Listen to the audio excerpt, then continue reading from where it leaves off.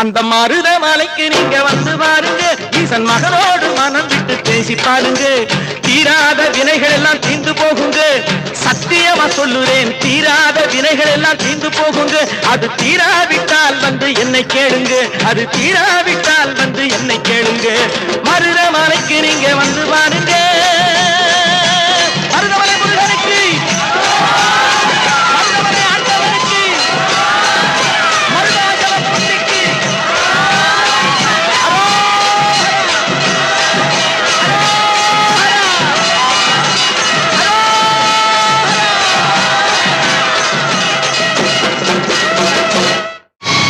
கண்டுகொண்டே வந்தது யார் என்று கண்டுகொண்டே